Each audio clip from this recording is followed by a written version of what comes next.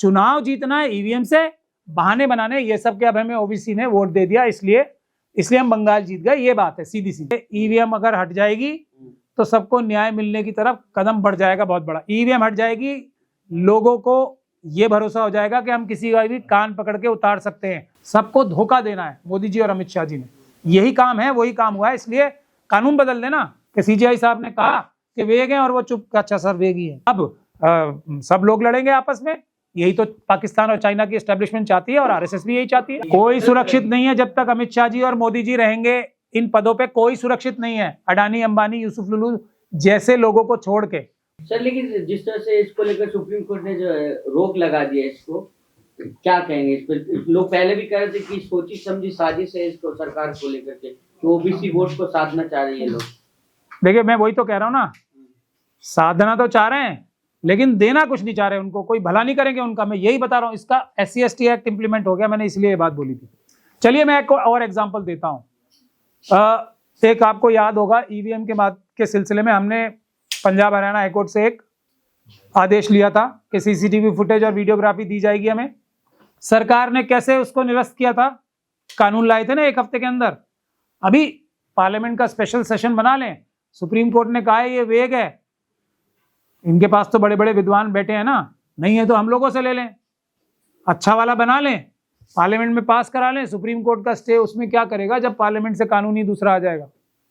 अगर देना होगा किसी को भी कुछ, किसी को भी, मैं ये कह रहा हूं किसी को भी कुछ नहीं देना, सबको धोखा देना है मोदी जी और अमित शाह जी ने, यही काम है, वही काम हुआ है। इसलिए कानून बदल देना, पार्लियामेंट का विशेष सेशन बुला लें, राज्यसभा और लोकसभा का ज्वाइंट सेशन बुला के कानून बदल के दूसरा पास करा लें, इसमें कौन सा मुश्किल है।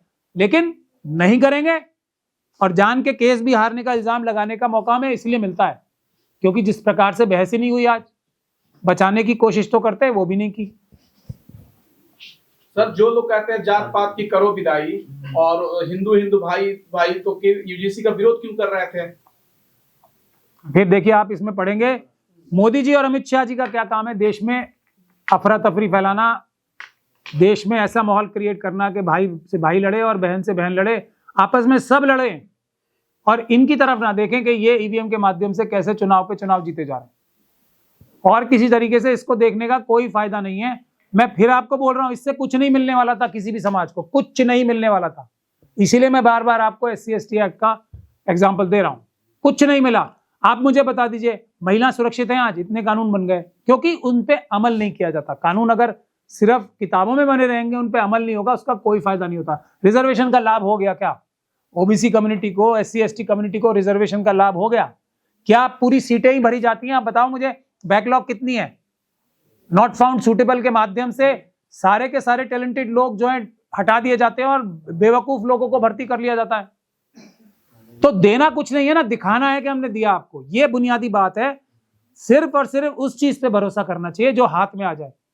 ये सब मिथ्या है, धोखा है, इसमें बिल्कुल भी किसी को बिल्कुल भी इससे धोखा नहीं खाना चाहिए। गिरिराज सिंह जो का बयान आया वो कह रहे कि बहुत बढ़िया सुप्रीम कोर्ट ने अच्छा किया है, हिंदुओं को अंदर जो बंटवारा करना चाह रहे थे ये लोग, बंटवारा रुक गया हिंदुओं के बीच। अब रुक गया, वो कह रहे हैं ओबीसी समाज जो नाराज हो जाएगा, बंटवारा रुक गया या और बढ़ गया? ओबीसी तो हिंदू ही है ना सर।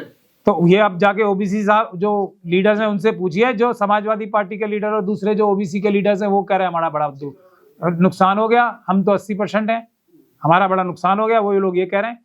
मतलब वो नहीं है, किसी को कुछ देना नहीं है, किसी को भी कुछ नहीं देना। अडानी, अंबानी, यूसुफ लुलू जैसे लोगों के अलावा किसी को कुछ देना नहीं है, सबसे छीनना है।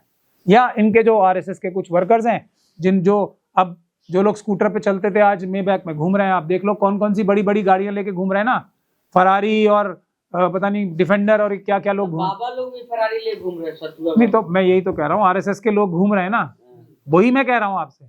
उनके अलावा इनके साथ कोई भी नहीं है। अडानी, अंबानी, यूसुफ लुलू जैसे जो मैं बोलता हूँ ना बाद में, वो सब यही लोग हैं, मुट्ठी भर लोग हैं कुल ये पूरे। कल तक जो बयान जारी किया सीजीआई ने जो फैसला सुनाया है, सहमत है? क्योंकि कहा जा रहा है हर साथ उल्लू बैठा है, बर्बाद पुलिस का क्या होगा? नहीं, इससे आबाद क्या हुआ, इस कानून से हो क्या रहा था, मैं यही पूछ रहा हूँ ना आपसे। और सीजीआई साहब ने कहा है वेग है, ये पूरी तरीके से वेग है। तो तुषार मेहता साहब को बताना चाहिए था ना, जो सॉलिसिटर जनरल साहब हैं, मोदी जी और अमित शाह जी के सबसे पसंदीदा वकील भी हैं वो वैसे भी, तो उनको समझाना चाहिए था ना ये वेग नहीं है, समझा देते। सॉलिसिटर जनरल साहब को तो सुना जाता है ना अदालत में, क्यों नहीं समझाया उन्होंने? आप बुनियाद पे नहीं जा रहे। बुनियाद ये है, अगर वो समझाते तो सॉलिसिटर जनरल है और फिर एडवोकेट जनरल साहब को बुला लेते, पूरी टीम है ना, वो सब जाके बचाते। अगर बचाने की मंशा होती, बचाने की चेष्टा ही नहीं की ना, मैं आपको ये बता रहा हूँ। लेकिन इसमें सरकार की कोई अहम रोल ही नहीं है। तो सुप्रीम कोर्ट ने कहा था गाइडलाइन बनाओ, बना दिया इसने, बना दिया ना यूजीसी ने, बिल्कुल बना दिया है। मैं खुद कह रहा हूं ना, तो लेकिन कैसे बनाए? कंप्लीट वेगनेस, मैंने अभी इसलिए पढ़ा था, ये जानबूझ के मैंने ये सीजेआई साहब के शब्द पढ़े थे, capable of misuse, complete vagueness. इसको क्यों डिफाइन नहीं किया सरकार के वकीलों ने, ये मुझे बता दीजिए। वेग क्यों बनाए? सीजेआई साहब को वेग क्यों लगे, ये है सवाल। अब या तो दूसरे वकीलों, विष्णु शंकर जैन साहब जो हैं वो ज्यादा अच्छे से समझाने में कामयाब हो गए, दूसरे जो लॉयर्स हुए थे, ये क्यों नहीं समझा रहे? क्योंकि समझाने की मंशा ही नहीं थी। अभी मुझे बोलते तो मैं चाहे कैसा भी कानून हो डिफेंड तो कर ही लेते हैं। अगर वेग भी था तो कोई सरेंडर थोड़ी कर देते हैं वकील कि सीजीआई साहब ने कहा कि वेग है और वो चुप, अच्छा सर वेग ही है, ऐसे नहीं करना। कल तक जो मोदी जी को क्या देख लीजिए आप, कितनी देर बहस हुई है इसमें, बता दो मुझे आप। तुषार मेहता साहब ने क्या बताया, कैसे बताया? कुछ जारी किया है ना? नहीं, तुषार मेहता साहब ने ये बताया कि ये वेग नहीं है। सॉलिसिटर जनरल साहब है ना, इतने विद्वान वकील हैं, समझाया? नहीं समझाया ना। तो जब एक तरफा ही बहस होगी तो इसके अलावा क्या अंजाम होता है? आप देखते नहीं है कितने केस नूरा कुश्ती की वजह से हारते हैं। हमारे तो सारे केस वीकर सेक्शंस के नूरा कुश्ती की वजह से ही तो हारते हैं। इसमें आगे क्या कुछ हो सकता है? जब चंद्रशेखर आजाद ने सड़क पर उतरने की बात कही है, तो अभी तो ये कह रहे थे ना कि मैं भी यही कह रहा था ना, किस लिए उतरेंगे? SC/ST एक्ट तो इम्प्लीमेंट करा लें पहले। SC/ST एक्ट इम्प्लीमेंट हो जाएगा तो ही बड़ी बात मानिए। SC/ST एक्ट तो इम्प्लीमेंट नहीं हुआ अभी तक। वहां बाबा साहब की मूर्ति नहीं लगी जो जबलपुर हाई कोर्ट में लग गई, उनके खिलाफ कोई कार्रवाई नहीं हो रही। रोज शेड्यूल कास्ट शेड्यूल ट्राइब के लोग मारे जा रहे हैं और महिलाओं के साथ क्या क्या हो रहा है आप लोग देख ही रहे हैं सब। लेकिन सर कल तक जो प्रधानमंत्री को भगवान बना रहे थे, आज वही लोग गाली दे रहे हैं। देखिए फिर आप फर्क क्या पड़ जाएगा गाली का? मैं यही बात आपको बोल रहा हूँ, कोई गाली दो या मत दो, ये तो बहाने बनाने के। अब ओबीसी ने मुझे वोट दे दिया इसलिए बंगाल में जीत गया, ये बहाने के लिए है सिर्फ। ओबीसी को कुछ देना नहीं था। मोदी जी की खैर नहीं, अब मोदी तेरी कब्र खुदेगी। अब उसके खिलाफ तो मोदी जी करेंगे कुछ, देखते हैं। तुषार मेहता साहब, जज्बात कैसे बदल गए? एनआईए करेगी, STF है वो करेगी। इतने बड़े सारे स्पेशल कोर्ट है, प्रधानमंत्री जी के बारे में इस प्रकार की धमकी देना, जान से मारने की, ये तो आतंकवाद का अपराध है ना। अब अगर ये नूरा कुश्ती नहीं होगी तो मोदी जी और अमित शाह जी ऐसे लोगों को तो कम से कम अरेस्ट करा ही लेंगे एनआईए में, नहीं कराना चाहिए। और अगर जाति सूचक शब्द तेलिया का आदत नहीं, वो तो एक गलत बात है। देखिए बिल्कुल वो है ही नहीं। वो एक, मेरा मानना तो ये है, वो एक कानून में बदलाव करके अपने आप को उन्होंने बैकवर्ड क्लास बनाया, ऐसा मेरा उनके ऊपर हमेशा से इल्जाम रहा है। वो असल में है नहीं, सर ये योगी जी, इसलिए वो बुरा भी नहीं मानेंगे उसका। उनको क्यों बुरा लगेगा इस बात का? क्योंकि वो है ही नहीं। योगी जी को प्रधानमंत्री बनाने की तैयारी में है, क्योंकि आई लव योगी, अब मोदी जी को गालियां बढ़ रही है। तो ये तो देखिए, मुझे इस बात में डाउट ही है। अभी अजीत पवार जी के लिए आप बताइए कि अगर झूठा भी कोई शक भी हो जाता है किसी को, कितने बड़े आंदोलन होते हैं। अजीत पवार जी के लिए कोई आंदोलन हुआ है? ये ऐसे लोगों को सोचना चाहिए जो आरएसएस और बीजेपी के साथ मिल जाते हैं ना, कि उनके अपने वर्कर भी उनसे उतना प्रेम नहीं रख पाते हैं, क्योंकि सबको नजर आ रहा होता है ना कि गलत जगह जा रहे हैं। वरना अजीत पवार जी इतने बड़े नेता थे, कोई तो बड़ा आंदोलन शुरू हो जाता कि इनके जांच करके इनकी डेथ की वो तो कराई जाए। हुआ इल्जाम भी, मैं कह तो रहा हूँ, हादसा बता दिया और हो गया। विजय रूपाणी जी भी तो थे ड्रीम लाइनर में, कोई इन्वेस्टिगेशन का कुछ आपने सुना है? डिटेल में इन्वेस्टिगेशन होकर कुछ हुआ? तो मैं ये ऐसे लोगों को, अजीत पवार साहब की जो अभी ये मृत्यु हुई है, उससे सबक लेना चाहिए सबको।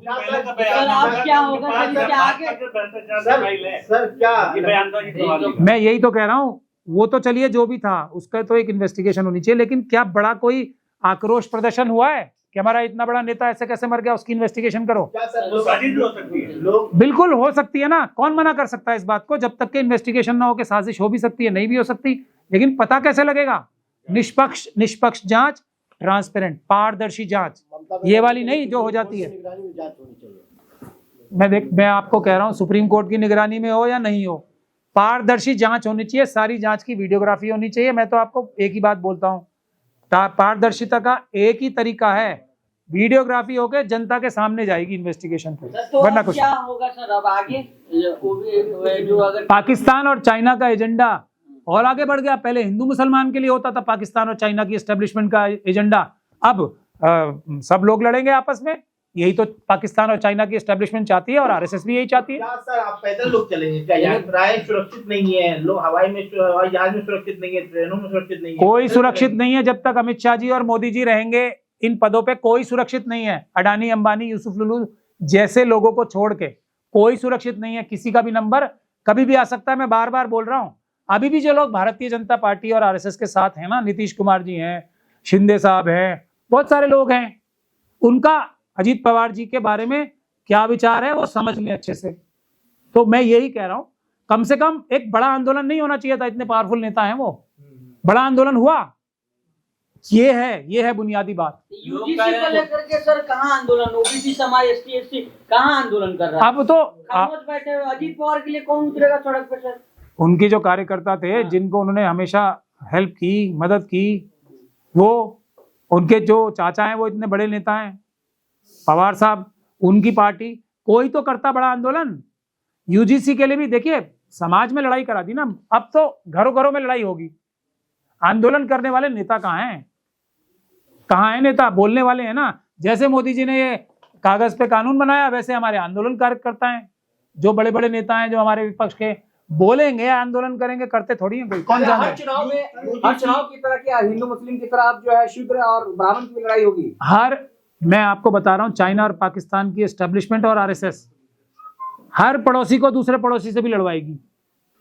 आप ये देखो ना, सबको पता है ये इम्प्लीमेंट नहीं होना, फिर भी आंदोलन हो रहा है। सबको पता है कि इम्प्लीमेंट ही नहीं होना। अगर ये लागू भी हो जाता है, स्टे भी नहीं होता, तो ये इम्प्लीमेंट नहीं होना था। रिजर्वेशन इम्प्लीमेंट हो गई आज तक? आप लोग सब अपने दिल पे हाथ रख के बता दो, क्या जो रिजर्वेशन है वो भरी गई है आज तक? एक भी कम्युनिटी की रिजर्वेशन मुझे आप बता दो, 10 से 15% जितना उनका हक है उतने मिली उन्हें आज तक, कभी नहीं मिली किसी को। लगातार सोशल मीडिया पे कहा जा रहा है कि अब अब्दुल चैन की सांस ले, अब तो हिंदू हिंदू लड़ रहा है। देखिए, फिर मैं बता रहा हूं आपको, अब्दुल ना अब्दुल की इसमें बात ही नहीं है ना। जो भी इसे हिंदू मुस्लिम करता है, वो वही पाकिस्तान, चाइना की एस्टेब्लिशमेंट और आरएसएस के एजेंडे पे जाता है। देश में सिर्फ अडानी, अंबानी, यूसुफ लुलू जैसे लोग और बाकी देशवासी, ये है डिवाइड। अब वो धीरे धीरे कल के खुलता रहे, सबका नंबर आना है। बहुत मूंछों पे ताव देके घूम रहे थे ना बहुत लोग, सबका नंबर आना है, आ गया। वो तो कह रहे हमने झुका दिया सरकार को। अभी पता लग जाएगा, अभी पता लग जाएगा। मैं बताता रहा हूँ, 24 घंटे में 24 घंटे में सरकार को झुका दिया। तो अब मोदी जी की जय कर रहे हैं या नहीं कर रहे हैं? बताओ। कर रहे हैं। वापिस आ गए मोदी जी की जय करने में? करो। अभी भी हमारी बात नहीं सुन रहे ना।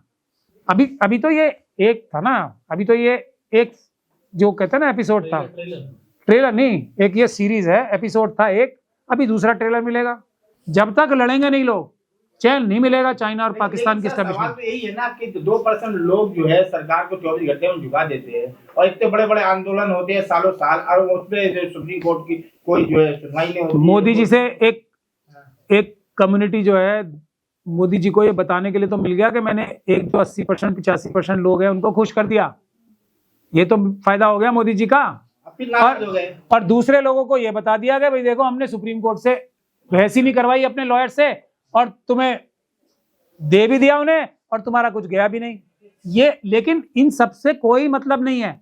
चुनाव जीतना है ईवीएम से, बहाने बनाने, ये सब के अब हमें ओबीसी ने वोट दे दिया, इसलिए हम बंगाल जीत गए। ये बात है सीधी सीधी, और कोई बात ही नहीं है। क्या सर, एक आखिरी सवाल, बंगाल में बैलेट पेपर से चुनाव होना चाहिए ईवीएम से, क्या मांग करते हैं आप? मेरी मांग से कुछ हो रहा है? आप बड़े वकील हैं, आप बोलते हैं तो कुछ हो रहा है तो मैं कर रहा हूं। बंगाल में या कोई भी चुनाव बैलेट पेपर से होना चाहिए, लेकिन मेरी मांग से कुछ नहीं होगा, आंदोलन से होगा, और हम लोग आंदोलन करेंगे। ये मेरा देश से वादा है। मैं एक अम्बेडकरवादी हूँ। ओबीसी समाज के साथ सड़क पर उतरिएगा आप? मुसलमान का वो लोग इंतजार कर रहे हैं, कब आएगा मेरे साथ कोई भी समाज उतरे। ईवीएम अगर हट जाएगी तो सबको न्याय मिलने की तरफ कदम बढ़ जाएगा बहुत बड़ा। ईवीएम हट जाएगी, लोगों को ये भरोसा हो जाएगा कि हम किसी का भी कान पकड़ के उतार सकते हैं। और अभिनेताओं को ये पता लग जाएगा, जनता पेपर बैलेट के माध्यम से हमारा कान पकड़ के उतार सकती है। उससे बहुत बड़ा चेंज आएगा। देश इस वक्त ऑटोमेटिक ऊपर चला जाएगा। मोदी जी जैसे प्रधानमंत्री ना होना, कुछ करने की जरूरत नहीं है, अपने आप चाइना को ओवरटेक कर लेगा हमारा देश। देश की जनता और हमारा समय आ गया है भारत का, उसको खराब कर रहे हैं मोदी जी और अमित शाह जी। ये मेरा कहना है।